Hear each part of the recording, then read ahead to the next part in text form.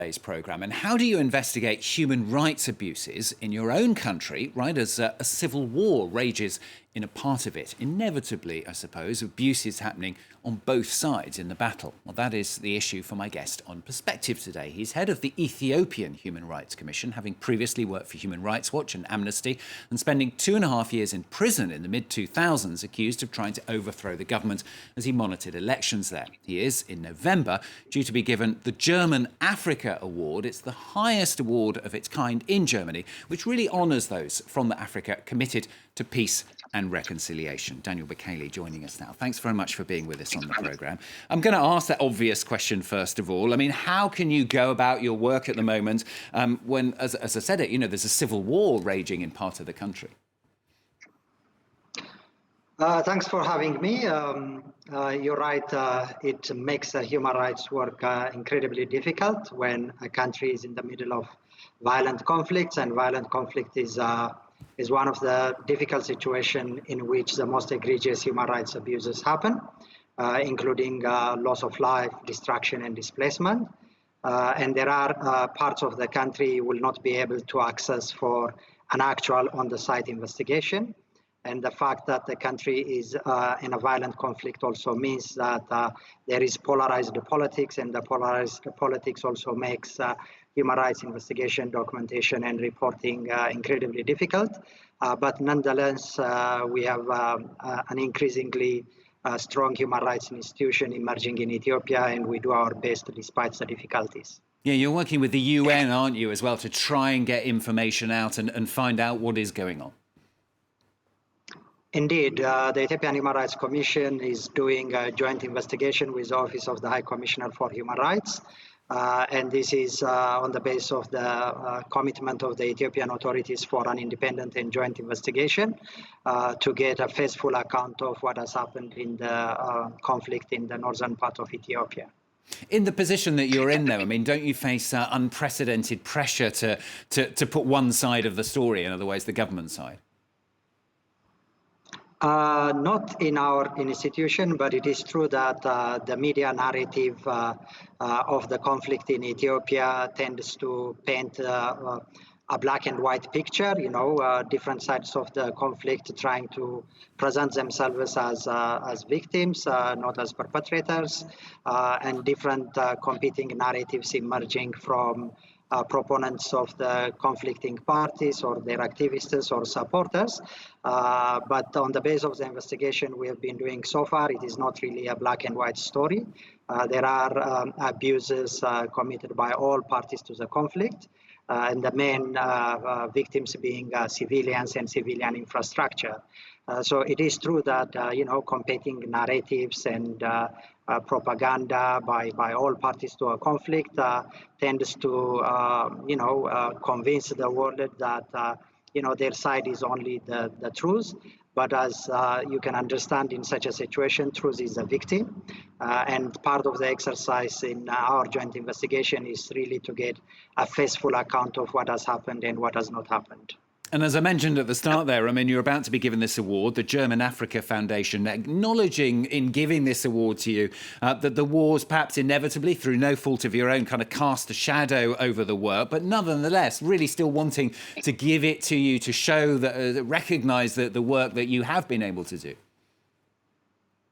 I believe so, and we are excited and humbled about it. I'm glad that, people from the international community has taken notice of the work we do, despite the difficult situation as you laid it out. And I think it's important that the work human rights defenders and human rights institutions is respected and is given an acknowledgement, particularly when they do their work in an increasingly difficult political environment.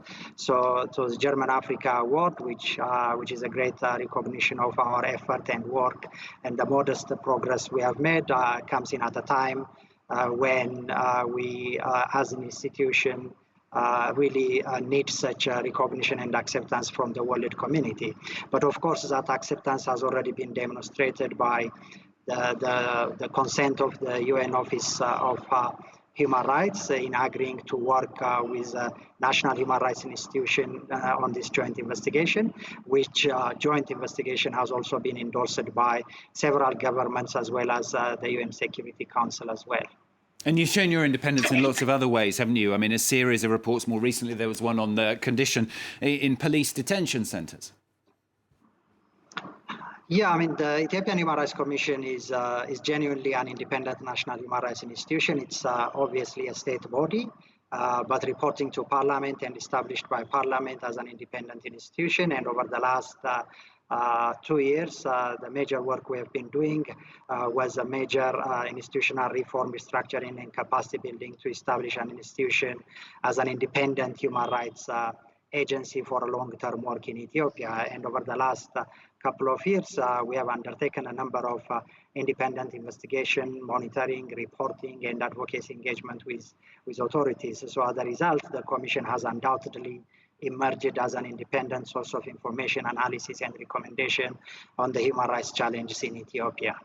And as I mentioned at the start, I mean, it's almost 20 years ago now, but you spent a couple of years in jail, and it kind of shows, doesn't it, that you were battling, you're still battling, and human rights is really kind of ingrained in your psyche. Where does that come from, do you think? I grew up in my country when Ethiopia was under a military leadership, which was an abusive political leadership. And I guess I grew up being socially aware about the challenges of democracy, human rights, rule of law around me.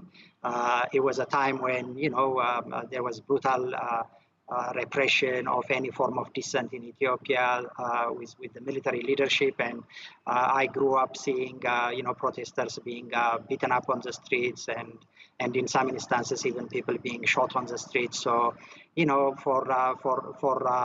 for an average Ethiopian of my age, they remember that time as being a very brutal time.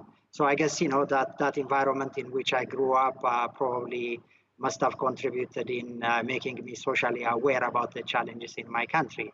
But since then, Ethiopia has come a long way. We remain to have a lot of complicated challenges, but we have also made a lot of meaningful progress, particularly over the last 3 years with the new political chapter in Ethiopia.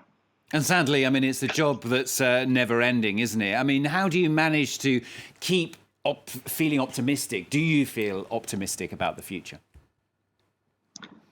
I remain fully optimistic about the future in Ethiopia, particularly since 2008, when Ethiopia started quite a very promising new political chapter.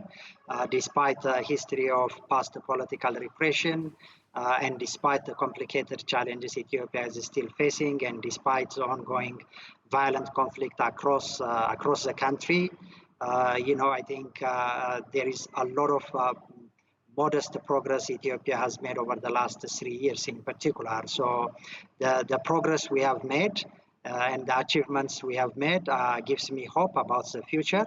And if history is anything to go by, Ethiopia's experience of overcoming its challenges in its past history also gives me hope. And the feeling of Ethiopians to keep their country safe, peace, and developed gives me hope. There's no question that we are in the middle of a complicated political crisis, but nonetheless, the majority of Ethiopians feel very strongly about their country, about their future, about their peace, about their development. So all of that gives me hope that we can overcome all the challenges and keep on moving forward. Great to talk to you today. Congratulations on your award once again. Daniel Bekele joining us there from Ethiopia. Thanks very much.